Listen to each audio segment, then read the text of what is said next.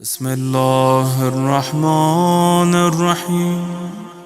اور سمیٹتے چلے جائیے تو بس اس نقطے پہ آ کے ٹھہر جائے گی بحث کہ کس نے لا الہ الا اللہ کس نیت سے پڑھا۔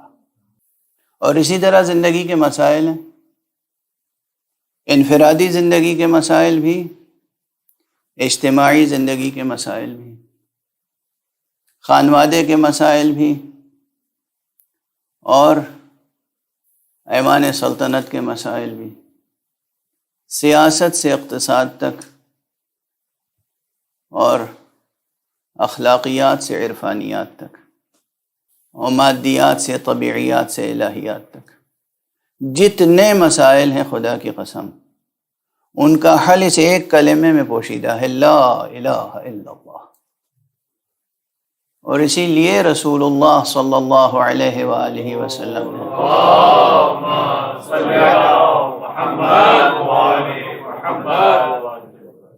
جب پہلی دعوت دی تھی تو بس اتنا ہی کہا تھا۔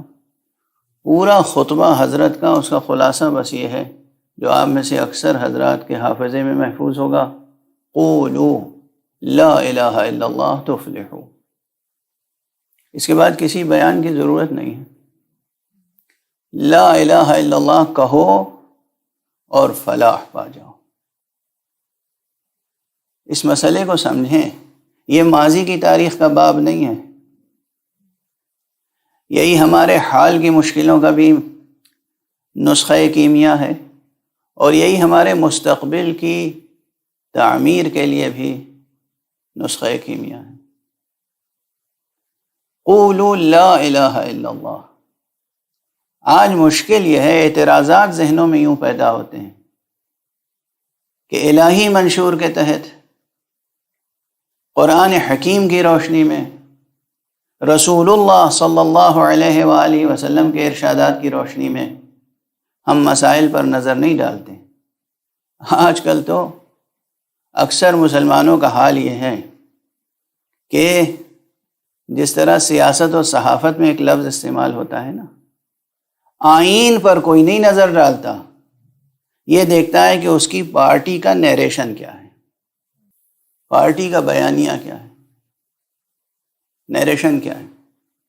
صحافتی اور سیاسی زبان میں یہی کہہ سکتا ہوں، تمام مسائل کا حل یہ خدا کیا کہتا ہے، اس سے کوئی سروکار نہیں، رسول کیا فرما گئے، اس سے کوئی سروکار نہیں، اگر پارٹی نے کہا ہے تو بس یہی درست ہے۔ اللہ کے کلام کی تعویل بھی پارٹی کی لیڈرشپ کے بیان کی روشنی میں کی جائے گی۔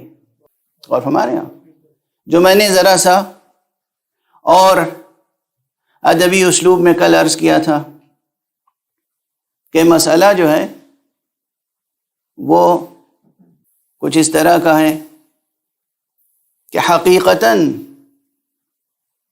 کس کا کیا مرتبہ ہے، اس کو خدا نے کس طرح معین کیا ہے، اس پر توجہ نہیں ہے۔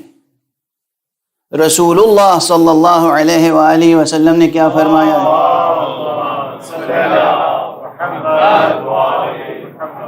اس پر توجہ نہیں ہے ہی نہیں، مطلقاً توجہ نہیں ہے۔ طویل تاریخ اب تو بن چکی ہے، کل مفہوم اسلام یہ لیا گیا عملاً کہ کرسی اقتدار تک پہنچنے کے لیے کس طرح ہم اسلام کو استعمال کر سکتے ہیں، اور کرسی اقتدار تک پہنچنے کے لیے کب، کس طرح، کس خوبصورتی سے ہم اسلام کو پامال کر سکتے ہیں۔ بس تاریخ اسلام، سیاسی اسلام کی تاریخ یہ ہے، اور اسی لیے نہ قرآن سے دل نرم ہوئے، یہ قرآن کی طرف توجہ نہیں ہے، اصغاء، استماع، توجہ، التفات، لطف الہی کی طرف التفات ہے ہی نہیں۔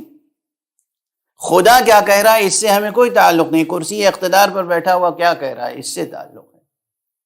یعنی اگر یہ نہ ہوتا تو وہ جزیرہ عرب، وہ جزیرہ نماء عرب، آپ جزیرہ عرب کہہ لیجئے یا جزیرہ نماء عرب، اگر جزیرہ نماء عرب کہیں گے تو جغرافیائی حقیقت کی طرف اشارہ ہوگا، اور جزیرہ عرب کہیں گے تو کسی اور ادبی اور عرفانی حقیقت کی طرف اشارہ ہوگا، وہ جزیرہ نما عرب جس سے رسول اللہ صلی اللہ علیہ وآلہ وسلم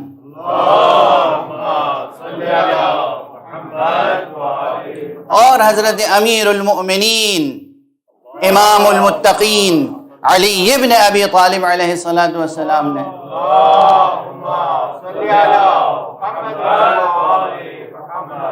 بت پرستی کو ختم کر دیا تھا، بتوں سے اس جزیرے کو پاک کر دیا تھا۔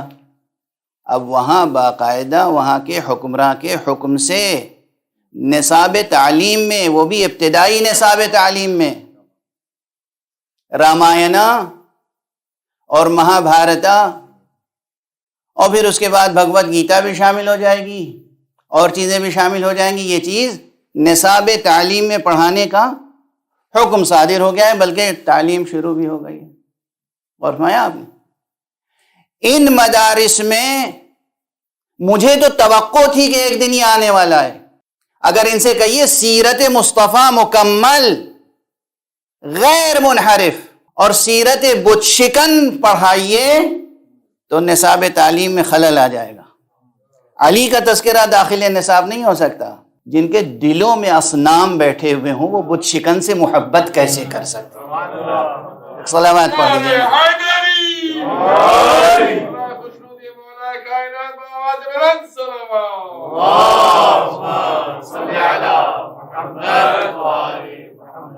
جن کی آستینوں میں، جن کی قباؤں میں، جن کی جیبوں میں، جن کے گریبانوں میں، جن کے دلوں میں بت بیٹھے ہوئے، جن کے ذہنوں میں بت بیٹھے ہوئے، وہ کس طریقے سے بت شکن کا تذکرہ برداشت کر سکتے ہیں؟ برداشت ہی کیسے کر سکتے ہیں؟ ممکن ہی نہیں ہے۔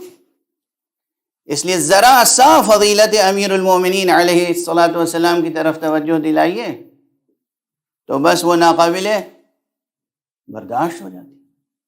وقت کے دامن میں گنجائش نہیں ہے، ورنہ میں اپنے ذاتی تجربے جو مدینہ منورہ میں اور مکہ معظمہ میں اور دوسرے مقامات پر مجھے ذاتی تجربے ہوئے، ذاتی مکالمے، ذاتی مناظرے، وہ عرض کرتا آپ سے، لیکن آج نہیں عرض کر سکوں گا، وقت کی محدودیت ہے۔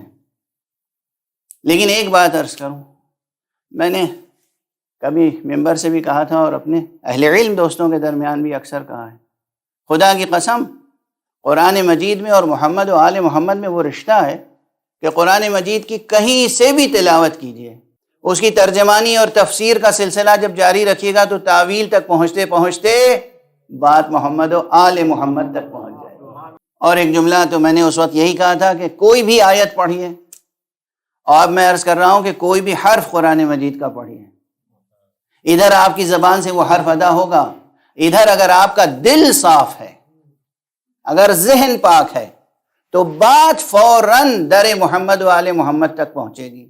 اب یہی آیت ہے، لو انزلنا، اگر ایک طالب علم کی طرح میں بیٹھوں اور آپ سے ڈسکس کروں لو انزلنا، یہ لفظ لو پہ اٹک جائیں ہم اور دست ادب جوڑ کے کہیں کہ حضرات آپ بھی عربی زبان اور عربی گرامر کا بھی مطالعہ کیجئے اور دیکھیے کہ لو اور لولا اور لما یہ سب کہاں استعمال ہوتا ہے۔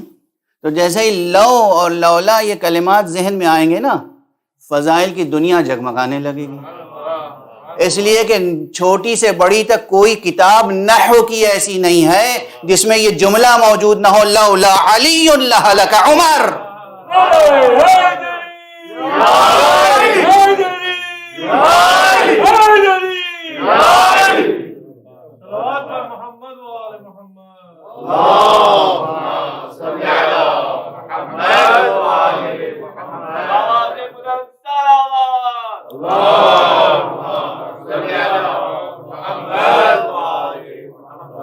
نحو کی چھوٹی سے چھوٹی کتاب اور بڑی سے بڑی کتاب جو شیعوں نے نہیں لکھی ہے، رافضیوں نے نہیں لکھی ہے، اس کتاب میں لو اور لولا کی بحثیں جہاں آتی ہیں وہاں یہ جملہ موجود ہے۔ اس لیے موجود ہے کہ ایک بار تھوڑی کہا ہے، دو بار نہیں کہا ہے، تین بار نہیں کہا ہے، چار بار نہیں کہا ہے، میرے بھائی 5 بار بھی نہیں کہا ہے، 6 بار نہیں کہا ہے، 70 بار کہا ہے۔ جو یہ کہہ رہا ہو کہ وہ نہ ہوتے تو میں ہلاک ہو جاتا. آج بحث کی جا رہی ہے کہ ان میں سے افضل کون تھا اور مفضول کون تھا، فضیلت کس کی زیادہ تھی اور کس کی کم تھی. ایک صلوات پڑھ دیجئے محمد والے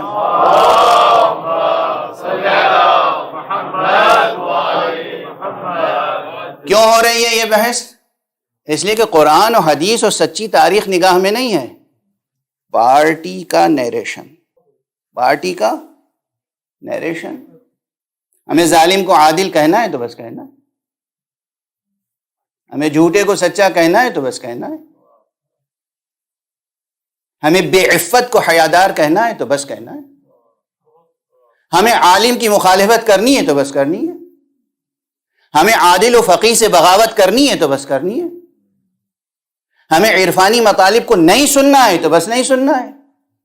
ہمارے دل پہ مہر جو لگ گئی ہے، اس مہر کا کیا کریں؟ مشکل یہ ہے. میں اپنے مطالب جس ترتیب سے عرض کرنا چاہتا تھا، اکثر ممبر پر آنے کے بعد وہ ترتیب قائم نہیں رہ پاتی. اب دیکھیے، تاریخ اسلام میں یا تاریخ مسلمین میں یہ دو تاریخیں بھی الگ الگ ہیں. تاریخ اسلام الگ ہے اور تاریخ مسلمین بالکل الگ ہے. دونوں میں زمین آسمان کا فرق ہے. اسلام کا سفر آسمان در آسمان در آسمان ہے اور مسلمان کا سفر زمین در زمین در زمین. دو بالکل متوازی سفر چل رہے ہیں. کیا کیا جائے؟ یہ المیہ ہے، یہ مصیبت ہے. وہی عرض کروں گا کہ رنگین اینکیں اتار کے پڑھیے. ہو سکتا ہے میرے جملے آپ کے دل پہ تیر و نشتر کی طرح برس رہے ہوں، تو میں دعا کرتا ہوں کہ پروردگار ان جملوں میں اور دھار تیز کر دے تاکہ دلوں کا آپریشن تو ہو جائے. ہو سکتا ہے کہ کوئی نقطہ سیاہ نکل جائے. یہ بے شعور قوم جو اپنے نبی کے لیے قائل ہے کہ ان کے دل کا آپریشن کیا گیا تھا، ارے یہ قوم اپنے دل کا تو آپریشن کر لیں، اپنے دلوں کا تو آپریشن کر لیجئے. کیا قرآن کو سمجھا ہے اور کیا رسول کو سمجھا ہے اور کیا اسلام کو سمجھا ہے. اس علی کے فضائل کے باب میں گفتگو کرتے ہیں جس کے لیے کسی اور نے، میں نے تو کل یہ جملہ عرض کیا تھا نا کہ ہر مسلک والا اپنے علماء کی کتابیں پڑھ لے. ہمارے علماء کی کتابیں پڑھنے کی کوئی ضرورت نہیں، کوئی ضرورت نہیں. میں دست ادب جوڑ کے عرض کر رہا ہوں، اگر آپ کے دل کے ساتھ کان پہ بھی مہر نہ لگ گئی ہو تو سن لیجیے گا. ہو سکتا ہے ویسے جب دل پہ مہر لگ جاتی ہے تو آنکھ، کان، یہ جتنے حواس سے خمسہ ہیں نا، سب معطل و مختل ہو جاتے ہیں. اس لیے مجھے کوئی زیادہ توقع ہے نہیں، لیکن میں اپنے مومنین کے بچوں کے حافظوں کو تازہ رکھنے کے لیے عرض کر رہا ہوں اور بس. مجھے کسی بنجر زمین پر کاشت کرنے کی کوئی امید نہیں ہے. مجھے زرخیز زمینوں کو زرخیز تر بنانے کی آرزو ہے. ایک صلوات پڑھ دیجئے محمد والے.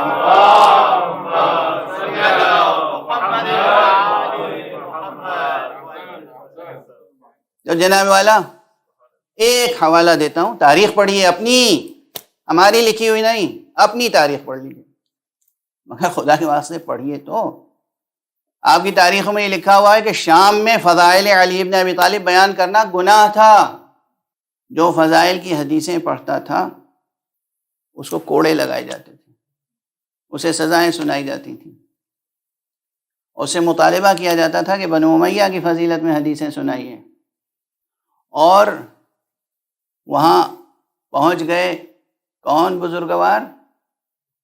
شہید راہ ولائے آل محمد حضرت امام نسائی.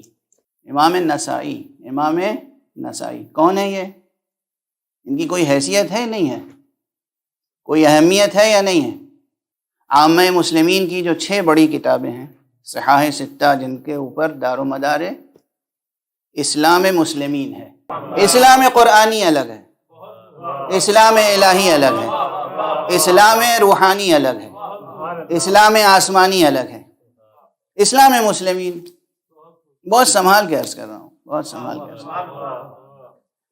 تو ان 6 کتابوں پر دار و مدار ہے. ان 6 میں سے ایک کتاب کے مصنف حضرت امام نسائی. حضرت امام نسائی، سنن نسائی، خصائص نسائی، بہت سی کتابیں. آپ کو معلوم ہے ان کی وفات کیسے ہوئی اور کیوں ہوئی؟ اسی دمشق میں جہاں باغی شام کا پائے تخت تھا، اسی دمشق میں مسجد جامع دمشق میں جا کر حضرت امام نسائی نے احادیث پیغمبر کا بیان شروع کیا. کوئی تصور بھی کر سکتا ہے کہ جناب امام نسائی نے کوئی جعلی حدیث بیان کی ہوگی؟ کوئی تصور کر سکتا ہے؟ نہیں. جو حدیثیں ان تک پہنچی وہ انہوں نے بیان کی. حضرت امام نسائی نے جب یہ حدیثیں بیان کی تو اس میں انہیں مزاج سمجھ میں آ گیا تھا. بغض علی ابن ابی طالب کی بوئے بد کا استشمام کر چکے تھے اور وہ ان کے مشام جاں کے لیے تکلیف دہ تھی، وہ برداشت نہیں ہو رہی تھی ان سے. چنانچہ انہوں نے خوشبو ذکر علی کو پھیلانا شروع کیا، اور وہ بھی اپنی طرف سے نہیں بلکہ ان حدیثوں کو بیان کیا کہ جس میں سچی نکھت دہن عصمت پیغمبر تھی. ان حدیثوں کو بیان کرنا شروع کیا، اور جب حدیثیں بیان کرنا شروع کیا تو بے چینی سیاسی ماحول میں آ گئی. دربار اور سرکار کی طرف سے لوگ آئے، یہ کیا کر رہے ہیں آپ؟ یہاں علی کے فضائل، یہاں حسن و حسین کے فضائل، یہاں فاطمہ زہرا کے فضائل، یہاں اہل بیت پیغمبر کے فضائل بیان کر رہے ہیں، آپ بند کیجئے یہ سلسلہ. اس عالم جلیل القدر نے کہا تم مجھے حدیث مصطفیٰ بیان کرنے سے روکتے ہو صلی اللہ علیہ وآلہ وسلم.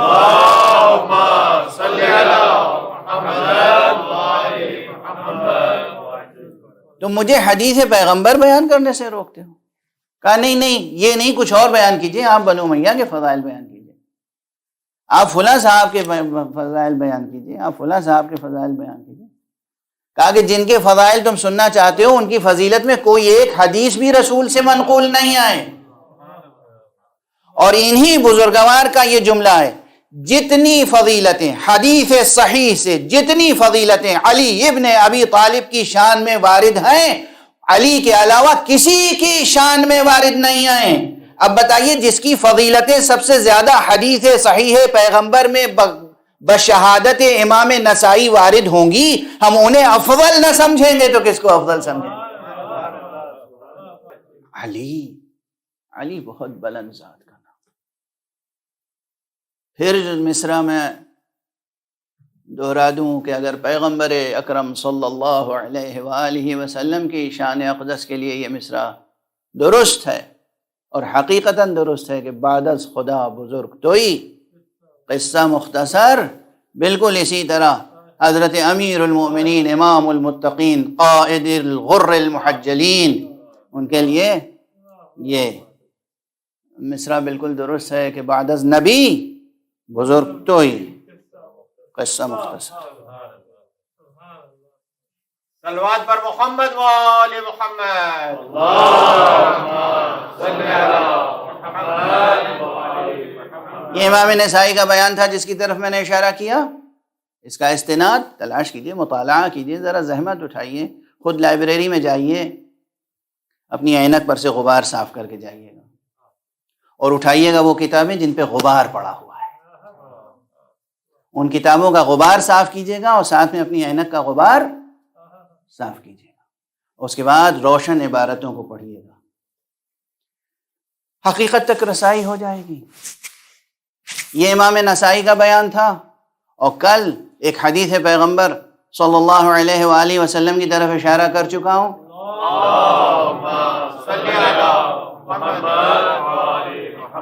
جس میں آپ نے فرمایا تھا کہ اگر تمام دنیا کے سمندر روشنائی بن جائیں اور تمام درخت قلم بن جائیں، تمام جن و انس لکھنے والے ہو جائیں، تب بھی فضائل علی ابن ابی طالب کا احاطہ نہیں ہو سکتا.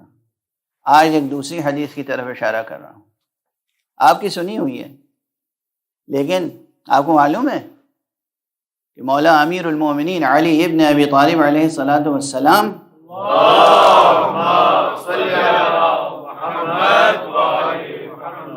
کے فضائل سے متعلق حضرت کا ارشاد کیا ہے؟ رسول اللہ صلی اللہ علیہ وآلہ وسلم کا ارشاد. ان کے فضائل اپنی جگہ، ان فضائل کے فضائل کیا ہیں؟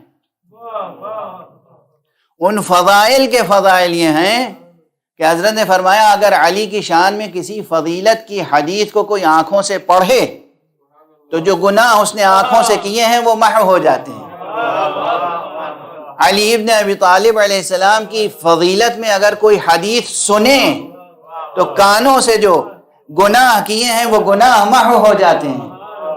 اگر کوئی شخص علی ابن ابی طالب علیہ السلام کی فضیلت میں کوئی حدیث اپنے ہاتھوں سے لکھے تو ہاتھوں سے جو اس نے گناہ کیے ہیں وہ محو ہو جاتے ہیں. اور ہمارے یہ علی کی فضیلت کی فضیلت. اور اب اس علی کی شان میں یہ حدیث سن لیجئے، اس حدیث کے طرق بہت ہیں، یہ مضمون بھی تقریباً تواتر کے ساتھ پہنچا ہے. میں تمام روئے زمین پر موجود بڑے بڑے ثقہ محدثین کو چیلنج کر کے عرض کر رہا ہوں، یہ مضمون معنوی اعتبار سے ہم تک بالتواتر پہنچا ہے. مضمون کی ایک قرأت عرض کر رہا ہوں کہ حضرت نے فرمایا من اراد ان ينظر الى آدم في علمه وإلى نوح في عزمه وإلى إبراهيم في حلمه وإلى موسى في بطشه وإلى عيسى في زهده فلينظر إلى علي ابن أبي طالب. جس کا جی چاہے، جس کا دل چاہے، جس کی آرزو ہو کہ وہ آدم کو ان کے علم کے ساتھ دیکھے، جو نوح کو ان کے عزم کے ساتھ دیکھے، جو ابراہیم کو ان کے حلم کے ساتھ دیکھے، جو موسیٰ کو ان کی ہیبت کے ساتھ دیکھے، جلال کے ساتھ دیکھے، جو عیسیٰ کو ان کے زہد کے ساتھ دیکھے، وہ ان سب تک نہ پہنچ سکے گا. تنہا علی ابن ابی طالب پر نظر ڈال لے، سب کی زیارت ہو جائے گی.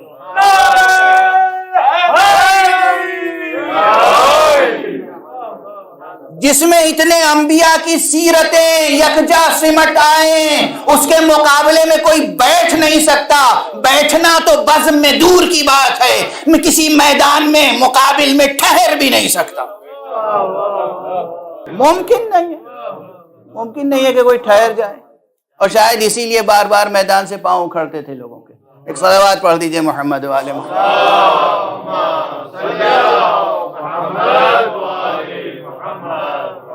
سیاسی نیریشن کو نہ دہراؤ عزیزو، قرآن کو پڑھو. قرآن کی حرارت میں اپنے دلوں کو پگھلاؤ. دلوں کی گدازی اور سوز قلب درکار ہے. کلمہ لا الہ الا اللہ کی امانت داری کا حق ادا کرو. دلوں میں، ذہنوں میں، گریبانوں میں، آستینوں میں چھپے ہوئے اصنام کو توڑو، تب مسلمان ہو گئے. سیاسی مسلمان کی کوئی قدر و قیمت نہیں ہے، نہ دنیا میں نہ آخرت میں. ہے کہیں؟ دکھاؤ تو صحیح ہمیں. سیاسی مسلمان کہیں باعزت نظر آتا ہے؟ ہر روز اس کی ذلت و نکبت میں اضافہ ہوتا چلا جاتا ہے. پورے کرۂ ارض پر ہر شخص ماتم کر رہا ہے. ہر داعیہ، آپ داعیہ کہیں یا مدعیہ، مدعیہ میں نے جان بوجھ کے کہہ دیا. ہر داعیہ، ہر مدعیہ یا ہر مدعی، ہر رہبر ایک ہی ماتم کر رہا ہے. ہائے مسلمان ذلیل ہو رہے ہیں، ہائے مسلمان ذلیل. میں پچھلے 500-600 برس کی تاریخ میں بس نثر میں، نظم میں یہی نوحہ سن رہا ہوں. ہائے مسلمان ذلیل ہو رہے ہیں، ہائے مسلمان ذلیل ہو رہے ہیں، ہائے مسلمان ذلیل ہو رہے ہیں. یہ مسلمان اس وقت تک ذلیل ہوتے رہیں گے جب تک بتوں کو سجائے رہو گے. جب بت شکن سے عشق ہو جائے گا تو عزت مل جائے گی. بت شکن سے عشق کیسے ہوگا؟ سوچا ہے کہ علی سے محبت کیوں نہیں پیدا ہو پاتی؟ بڑا تکلیف دہ جملہ آ رہا ہے، مگر ہے وہ رسول کی حدیث کی روشنی. آپ حضرات میں سے کسی سے بھی پوچھوں میں، یا مسلمانوں کے دائرے سے نکل کے سڑک پہ نکل جاؤں، کسی سے بھی پوچھوں یہ بتاؤ بھیا دنیا میں نیکیاں زیادہ ہو رہی ہیں یا گناہ؟ تو میرا خیال ہے سب کہیں گے گناہ زیادہ ہو رہے ہیں. اور چونکہ گناہ زیادہ ہو رہے ہیں اس لیے اکثر لوگ گناہ کی اولاد ہیں. اور جب تک گناہ کی اولاد باقی رہے گی علی کے ماننے والوں کی تعداد بھی کم رہے گی. مشکل ہے. سچی مشکل ہے، حقیقی مشکل ہے. یہ رسول اللہ صلی اللہ علیہ وآلہ وسلم کا ارشاد گرامی ہے.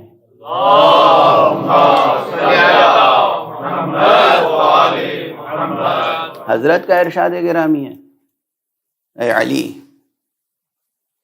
کسی بدگوہر کو تمہاری محبت نصیب نہیں ہو سکتی. اے علی، کوئی خوشگوہر تم سے برگشتہ نہیں ہو سکتا. یہ حضرت کا ارشاد ہے، یہ حضرت کا ارشاد ہے. جب علی کا نام سنو، ایک پہچان بتا دوں تمہیں، خود ہی اپنا وجود تول لو، خود ہی. ہمیں اپنے چہرے پر نظر ڈالنے کی زحمت نہ دو، خود اپنی جگہ. حضور کا ارشاد ہے، جب نام علی سنو تو دل میں محسوس کرو کہ محبت پیدا ہوئی یا نہیں، خوشی پیدا ہوئی یا نہیں، مسرت پیدا ہوئی یا نہیں، لفظ علی سن کے لذت روحانی محسوس ہوئی یا نہیں. اگر محسوس ہو تو اپنی ماں کو دعائیں دینا، محسوس نہ ہو تو کیسے کہوں کہ استغفار کرنا ماں کی طرف سے.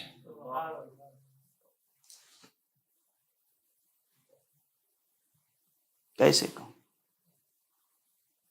مشکل مرحلے ہیں، بہت مشکل مرحلے. قرآن مجید کا ایک نام ہے قرآن، دوسرا نام کیا ہے؟ فرقان.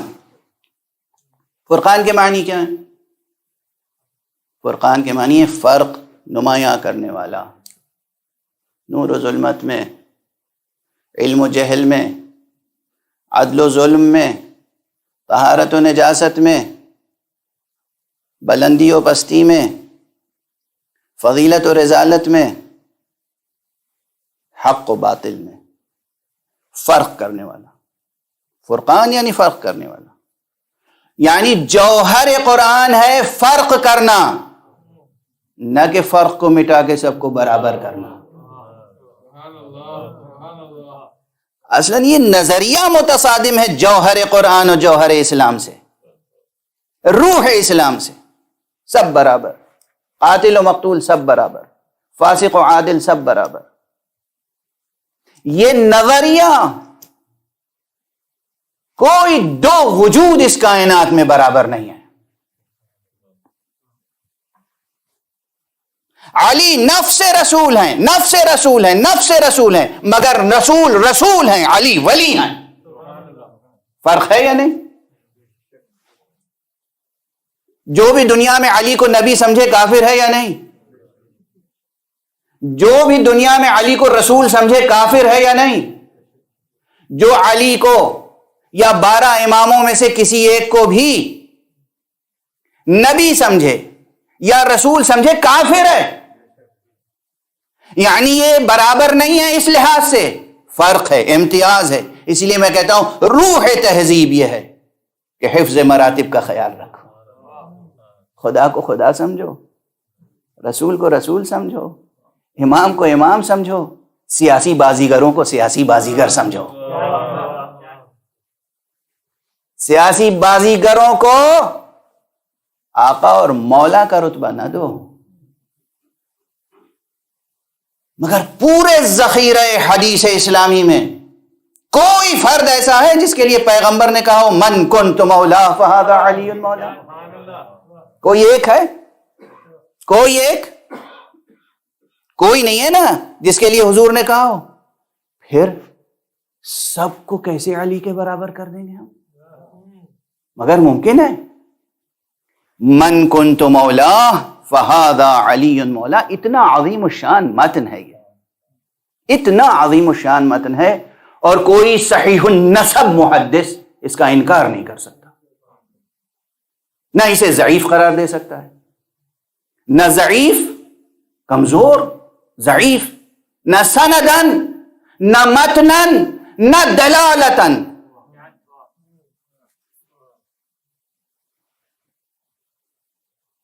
نہ سند کے اعتبار سے، نہ متن کے اعتبار سے، نہ دلالت کے اعتبار سے، اسی اعتبار سے نہیں. اللہ مولا ہے، بار بار اس نے اعلان کیا قرآن میں کہ میں مولا ہوں. اللہ نے لفظ مولا پھر رسول کے لیے رکھا، رسول مولا ہے. اور رسول کے بعد کون مولا ہے؟ صرف علی کے لیے ہے یہ حدیث. مولا اللہ مولا، علی مولا، رسول مولا، علی مولا.